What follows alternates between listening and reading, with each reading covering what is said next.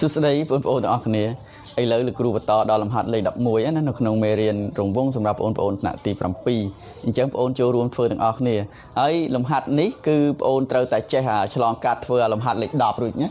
បើសិនជាយើងធ្វើលំហាត់លេខ10ហើយលំហាត់លេខ11នេះគឺវាលំហាត់ថា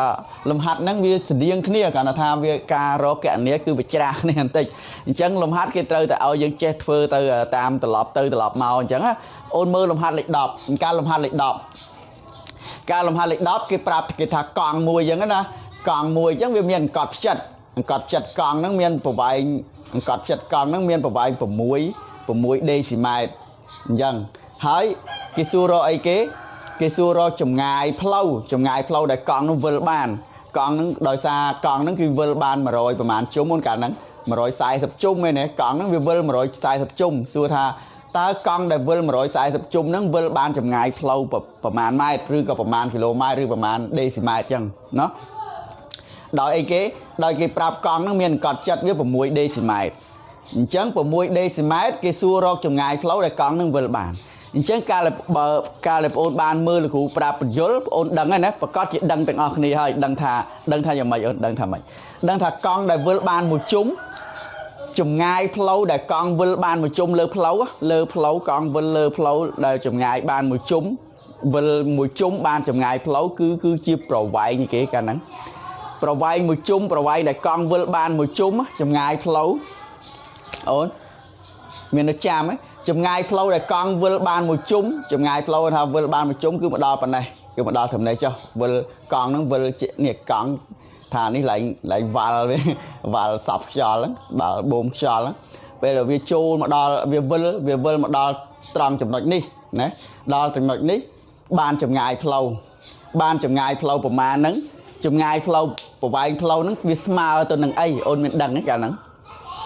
ចម្ងាយផ្លូវមួយជុំដែលកង់វិលមួយជុំហ្នឹងគឺជាប្រវែងផ្លូវហ្នឹងគឺមានចម្ងាយស្មើហ្នឹងគឺមានប្រវែងស្មើទៅនឹងរង្វង់បរិមាត្រកង់ហ្នឹងមានបរិមាត្រប្រមាណប្រវែងកង់បរិមាត្រកង់ហ្នឹងមួយជុំហ្នឹងមានប្រវែងប្រមាណមានន័យថាកង់ហ្នឹងវិលលើផ្លូវរាបស្មើក៏បានចម្ងាយប៉ុណ្ណឹងដូចគ្នាអូនយល់ហើយហ្នឹងអញ្ចឹងបរិមាត្ររង្វង់នៃកង់គឺជាប្រវែងផ្លូវដែលកង់វិលមួយជុំស្ដាប់សំដីលោកគ្រូតនេះឡើយហ្នឹងបរិមាត្ររង្វង់គឺជាប្រវែងផ្លូវដែលកង់វិលបានមួយជុំណោះចុះពេលដែលកង់វិលបាន140ជុំកាលហ្នឹងយើងមិនធ្វើម៉េចបើកង់វិលបាន140ជុំយកអាចម្ងាយផ្លូវមួយជុំហ្នឹងយកអាចម្ងាយផ្លូវដែលបានវិលបានមួយជុំយកមកគុណមែនទេចម្ងាយផ្លូវហ្នឹងយកមកគុណជាមួយនឹងចំនួនជុំឧបមាថាចម្ងាយផ្លូវសរុបយើងតាំងដល់អក្សរ D អញ្ចឹងប្រវែងផ្លូវមួយជុំយកអាប្រវែងផ្លូវមួយជុំដែលយើងរកឃើញប្រវែងមួយជុំហ្នឹងបរិមាត្រកង់បរិមាត្រតាំងដល់អក្សរ P បរិមាត្រកង់ដែលលោកគ្រូបាននិយាយបរិមាត្រកង់គឺជាប្រវែងផ្លូវមួយជុំប្រវែងចម្ងាយផ្លូវដែលកង់វិលបានមួយជុំយកមកគុណនឹងចំនួនជុំតាំងដល់អក្សរ N ចុះនេះ140ណាចម្ងាយផ្លូវសរុបដែលកង់វិលបានគឺយកបរិមាត្រប្រវែងមួយជុំគុណនឹងចំនួនជុំណាបើវាវិល140ជុំយកមកចំនួនគុណអាមួយជុំវិលបានប៉ុន្មានគឺជាចម្ងាយសរុបអូនស្ដាប់តនេះអូនអាចយល់ទេឡើយហ្នឹងកាលហ្នឹងលំហាត់លេខ10អញ្ចឹងបងអូនយល់បើសិនជាយល់លំហាត់លេខ10ហ្នឹងច្បាស់បងអូនមកធ្វើលំហាត់លេខ11លំហាត់លេខ11តើអានតើកង់រថយន្តដែលមានកម្មលើកនេះគេប្រាប់កម្មមិនប្រាប់កត់ផ្ចិតទេអញ្ចឹងបើថាប្រាប់កម្មយើងដឹងកត់ផ្ចិតវិញគុណ2ទៅកត់ផ្ចិតដែរតើកង់រថយន្តដែលមានកម្ម28សង់ទីម៉ែត្រវិលបានប៉ុន្មានជុំដែលវាធ្វើដំណើរបាន 1.1 គីឡូម៉ែត្រឃើញវាច្រាស់គ្នាអូនឃើញរកចំនួនជុំវិញឯងការលំហាត់លេខ10គេប្រាប់អីគេអានេះកត់ចិត្តឲ្យកម្មថាប្រាប់ដូចគ្នាសមត្ថកម្មនេះកត់ចិត្តឲ្យកម្មដូចតែគ្នាទេព្រោះអីកាលណាយើងចង់ដឹងកត់ចិត្តយើងយកអានេះគុណ2ឬក៏អានេះចង់ដឹងកម្មចែក2អញ្ចឹងប្រាប់សមត្ថកម្មប្រាប់កម្មហើយនឹងកត់ចិត្តថាដូចគ្នាប្រាប់ថាដូចគ្នាណាប៉ុន្តែការលំហាត់លេខ10គេប្រាប់ចំនួនជុំកង់វិលបាន140ជុំគេឲ្យរកចម្ងាយផ្លូវសរុបចម្ងាយផ្លូវដែលកង់វិលបានឥឡូវលំហាត់នេះច្រាស់មកវិញ គេប្រាប់អីគេប្រាប់ចម្ងាយផ្លូវដែលកង់វិលបានចម្ងាយផ្លូវដែលកង់រត់ទៅដល់ណាចម្ងាយផ្លូវដែលកង់វិលបានចម្ងាយប៉ុណ្ណេះឲ្យរកចំនួនជុំតើចម្ងាយផ្លូវប៉ុណ្ណឹងតើកង់វិលបានប្រមាណជុំវិញឃើញទេអញ្ចឹងមានន័យថាឲ្យរក n អញ្ចឹងបងអូនមើលអារូបមន្តមួយនេះបាន d ស្មើ p គុណ n ដល់ចង់នឹងទាញរក n បើស្អីយើងចង់ទាញរក n ទាញរកចំនួនជុំអូនយើងមិនធ្វើវិធីចែកមែនទេយកអីមិនយក n វាស្មើចំនួនជុំនោះមិនស្មើចម្ងាយផ្លូវសរុបនឹងចែកនឹងបរិមាត្រនេះគឺជាប្រវែងផ្លូវមួយជុំបរិមាត្រគឺជាប្រវែងផ្លូវមួយជុំអានេះចម្ងាយ d នេះគឺជាប្រវែងផ្លូវសរុបនេះអញ្ចឹងមានន័យថារកយកអាហ្នឹងយកអា 1.1 ហ្នឹងយកមកចែកជាមួយនឹងបរិមាត្រចែកនឹងប្រវែងមួយជុំអញ្ចឹងមានន័យថាលំហាត់ហ្នឹងត្រូវរកបរិមាត្រដដែលមិនដែរអូនអញ្ចឹងលំហាត់ហ្នឹងច្រាស់ទៅច្រាស់មកគឺលំហាត់ហ្នឹងល្អមែនទែនហ្នឹងហើយសម្រាប់បងប្អូនទាំងអស់គ្នាដែលយើងដឹងបានដឹងពីអាគេវាស់កុងទ័រឡានឬក៏ម៉ូតូយើងធ្វើដំណើរម៉ូតូយើងជិះម៉ូតូហេតុអីបានគេដឹងថាម៉ូតូនឹងចេញដំណើរអស់បានចម្ងាយផ្លូវប៉ុណ្ណេះគីឡូម៉ែត្រហេតុអីបានគេដឹងដោយសារអីគេអូនដោយសារគេធ្វើអាកុងទ័រតនិចហ្នឹងគេទាក់គេដាក់ភ្ជាប់ជាមួយនឹងខ្សែដើម្បីឲ្យវិលចំនួនកង់ឲ្យវិលហ្នឹងគេវាស់គេថ្លឹងកង់ដែលវិលបានប្រមាណជុំកង់វិលបានមួយជុំបានចម្ងាយផ្លូវប្រមាណអញ្ចឹងគេថ្លឹងខ្លាយគ្នាទៅគេធ្វើឲ្យតនិចហ្នឹងវាលោតទៅតាមនឹងអាកុងទ័រយើងហ្នឹងតាប់ឡូរថ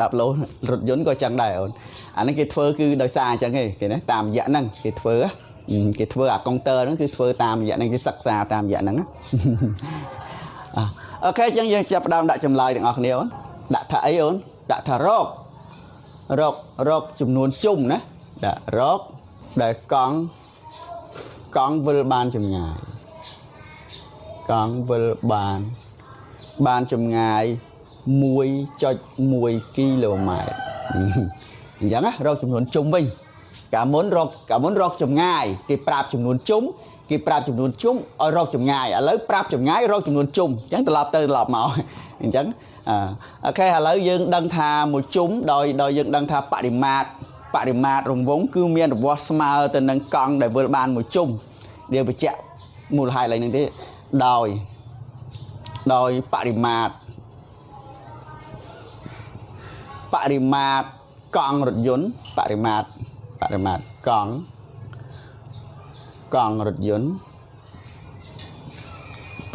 ង់រថយន្តស្មើនឹងចម្ងាយផ្លូវđấyបាច់ដាក់ផ្លូវបានចម្ងាយដែលកង់វិលបានមួយជុំ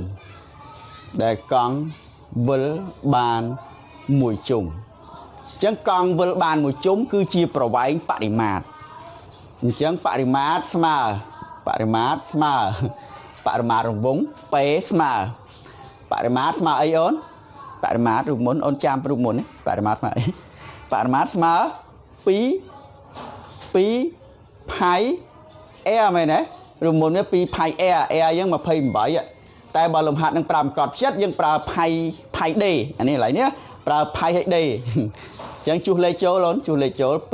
2ផៃគេនេះផៃគេឲ្យមកស្រាប់22ភាគ7គុណឲ្យ20កម្មវា28គុណឲ្យ28អញ្ចឹងវិធីគុណលេខចែកវិធីចែកវិភាគគុណវិភាគបែបហ្នឹងគេតែងតែសម្រួលមុនណាបើសិនអូនគុណមុនក៏បានដែរអូនគុណហើយយក2គុណ22ឃើញ44យក44គុណ28ឃើញលទ្ធផលប្រហែលយកមកចែកនឹង7ទៅវាឃើញលទ្ធផលដូចគ្នាប៉ុន្តែលេខហ្នឹងវាធំលេខហ្នឹងវាច្រើនណាចូលតម្លៃរាប់ពាន់យកមកចែកនឹង7តែបើលោកគ្រូវិញលោកយក28ចែកនឹង7ឲ្យហើយ28នឹងចែក7ឲ្យហើយកាលណា28ចែក7វាសល់4មែនទេអានេះសល់4 28ចែក2សល់4យក4នឹងគុណ4នឹងគុណ22នេះហើយគុណ2ទៀតទៅ4គុណ22នេះបាន88 4គុណ22នេះបាន88គុណ2បានគិតមាត់ទេ100 88គុណ2 176គេ176គេមើលនេះអា28នេះ23គេ23សង់ទីម៉ែត្រអញ្ចឹង176ហ្នឹង176សង់ទីម៉ែត្រអញ្ចឹងមានន័យថាកង់រថយន្តដែលវិលបានមួយជុំកង់រថយន្តដែលវិលមួយជុំហ្នឹងកង់រថយន្តដែលវិលមួយជុំគឺវិលបានចម្ងាយផ្លូវ 176 សង់ទីម៉ែត្រឃើញទេអញ្ចឹងកន្លែងនេះរកចំនួនជុំឃើញហ៎នោះចំនួនជុំដែលកង់វិលបានចម្ងាយ1 គីឡូម៉ែត្រហ្នឹងយើងយកមកចែកមែនទេអញ្ចឹងឥឡូវអូលោកគ្រូត្រូវតែបំបាយຂະຫນាតនេះសិនបំបាយຂະຫນាតនេះឲ្យស៊ីគ្នាយើងយកមកចែកគឺຂະຫນាតហ្នឹងត្រូវស៊ីគ្នាត្រូវຂະຫນាតត្រូវគ្នាបានកើត176សង់ទីម៉ែត្រឥឡូវអានេះ1.1 គីឡូម៉ែត្រអញ្ចឹងអាពីរហ្នឹងយើងសេរីຂະຫນាតទៅរកអាណាក៏បានដែរពីរហ្នឹងណាឬក៏យើងយកអានេះបំបែកមកសង់ទីម៉ែត្រនេះអាគីឡូម៉ែត្រនេះបំបែកទៅសង់ទីម៉ែត្រអញ្ចឹងកង់ដែលវិលបាន1.1 គីឡូម៉ែត្រហ្នឹងយើងគិតទៅជាសង់ទីម៉ែត្រទៅប្រមាណហើយយកមកចែកនេះទៅណាអញ្ចឹងជុំយើងចែកយើងសេចេះសិនដោយហើយដាក់ហើយមួយយើងបែកຂະຫນាតនេះ1.1 គីឡូម៉ែត្រហ្នឹងវាស្មើប្រមាណសង់ទីម៉ែត្របែកទៅជាសង់ទីម៉ែត្រទៅណែបែកពីធំមកតូចកាលណាពីធំមកតូចគុណណាអញ្ចឹងបើគីឡូម៉ែត្រកាលណាបែកຂະຫນាតបន្ទាប់ហិកតូម៉ែត្រណាហិកតូម៉ែត្រគឺយើងកិលក្បៀសមកខ្ទង់មក1.1 គីឡូម៉ែត្របែកមកជាហិកតូម៉ែត្របន្ទាប់មកហិកតូម៉ែត្រវាបាន110បាន11ហិកតូម៉ែត្រ11ហិកតូម៉ែត្រកិលក្បៀសមកខ្ទង់ដល់មកដល់ដេកាម៉ែត្រយើងបន្ថែម0.1ឬគុណ10អញ្ចឹងបាន110ដេកាម៉ែត្រអញ្ចឹងបន្តមកទៀតមកដល់ម៉ែត្រ1100ហើយដល់ដេស៊ីម៉ែត្រដល់សង់ទីម៉ែត្រប្រហែលនោះមកតទៀតមកដល់បន្ទាប់គិតបន្ទាប់អានេះដេកាម៉ែត្រផ្លេចដាក់ដេកាម៉ែត្រដាក់មកមួយទៀត0.1ទៀតម៉ែត្រអញ្ចឹង1100ម៉ែត្រមកទៀតដេស៊ីម៉ែត្រដល់ដេស៊ីម៉ែត្របាន0.3អញ្ចឹងដល់សង់ទីម៉ែត្រ0.4អញ្ចឹងមានន័យថាមកដល់នេះគឺ1.000 សង់ទីម៉ែត្រហ៎បានប៉ុណ្ណេះសង់ទីម៉ែត្រមិនដែរអូនយល់ទេអូនយល់ទេឥឡូវយើងគិតចេះក៏លឿនដែរយើងគិតຂະຫນាតរំលង2 គីឡូម៉ែត្រ2 គីឡូម៉ែត្រមកដល់សង់ទីម៉ែត្រប្រមាណហើយបើត្រឹមគីឡូម៉ែត្រមកដល់បើពីគីឡូម៉ែត្រមកដល់ម៉ែត្រគេត្រូវគុណ 1000 ហ្នឹងមែនទេគីឡូម៉ែត្រមកដល់ម៉ែត្រគុណ 1000 ព្រោះរំលងគ្នា3នាក់បងប្អូនហ្នឹងតូចធំជាងគ្នា3នាក់ហ្នឹងអញ្ចឹង 1000 ហ្នឹងណាព្រោះអាហ្នឹងຂະຫນាតហ្នឹងតូចធំជាង10ដងអញ្ចឹងអាហ្នឹងវាបានគុណនឹង 1000 បើបំបែកទៅជា1ម៉ែត្រគុណ 1000 អញ្ចឹងដេស៊ីម៉ែត្របន្ទាប់ដេស៊ីម៉ែត្រទៀតយើងគុណនឹង 10000 ហើយយើងដល់ពេលទៅសង់ទីម៉ែត្រអញ្ចឹងយើងគុណនឹងប៉ុន្មានហើយអូនគុណនឹង 100000 ណាគុណនឹង 100,000 គុណនឹង 100,000 0.5 អញ្ចឹងយក11 1.1 ហ្នឹងគុណ 100,000 គុណ 100,000 ឃើញទេគុណ 100,000 បើចាំគុណទេកាលណានេះអានេះវាមានក្បៀសបើសិនជាវាអត់ក្បៀសបើអត់ក្បៀសយើងដាក់ 0.5 យកតែម្ដងប៉ុន្តែបើមានចុច1យើងកិលចុច1វាកាត់0អស់មួយខ្ទង់អញ្ចឹងវាសល់ 0.4 ទៀតអញ្ចឹងវាបាន11ហើយ 0.4 នេះឃើញទេ11 0.4 វាបាន 110,000 បាន 110,000 សង់ទីម៉ែត្រអញ្ចឹងដល់ពេលនេះដល់ពេលរកចំនួនជុំនោះចំនួនជុំយកអាហ្នឹងចែកចែកមកអូនចែកអីគេចែកនឹង176ធ្វើប្រហែលវិធីចែកមកឃើញប៉ុន្មានអូនយកធ្វើប្រហែលវិធីចែកតិចទៅចែកលេខហ្នឹងឯងអូនចែកទៅឃើញ625ណា25អីគេណា625ជុំដូច្នេះកង់រថយន្តវិលបានប៉ុន្មានអូនវិលបាន625ជុំនៅលើផ្លូវប្រហែលនៅលើផ្លូវដែលមានចម្ងាយ 1.1 គីឡូម៉ែត្រអញ្ចឹងផ្លូវចម្ងាយផ្លូវ 1.1 គីឡូម៉ែត្រកង់រថយន្តនោះគឺវិលបាន650ជុំមិនដែរអូនអញ្ចឹងមានន័យថាគេកំណត់កុងទ័រគេធ្វើកុងទ័រហ្នឹងគេថ្លឹងអាហ្នឹងកាលណាកង់វិលបានប្រមាណជុំគឺបានចម្ងាយប្រមាណអញ្ចឹងមានន័យថា បើកង់នោះវិលបាន625ជុំជាងកង់វិលបានកង់នោះរត់បានឡាននោះរត់បានចម្ងាយផ្លូវ 1.1 គីឡូម៉ែត្រហ្នឹងឃើញទេអញ្ចឹងអាហ្នឹងគេធ្វើតាមរយៈហ្នឹងតាអូនអូខេអញ្ចឹងប៉ុណ្ណឹងចុះណាមិនដែរអូនយល់ទេណាអូនព្យាយាមមើលហើយមើលម្ដងទៀតហើយបងអូនធ្វើសារឡើងវិញបងអូនរៀនធ្វើទម្លាប់ធ្វើខ្លួនឯងឲ្យបានច្រើនបងអូននឹងចេះហើយនឹងយល់ដោយខ្លួនឯងហើយអូខេអញ្ចឹងប៉ុណ្ណឹងចុះជូនពរសំណាងល្អសុខភាពល្អទាំងអស់គ្នាណាជួបគ្នានៅវីដេអូក្រោយ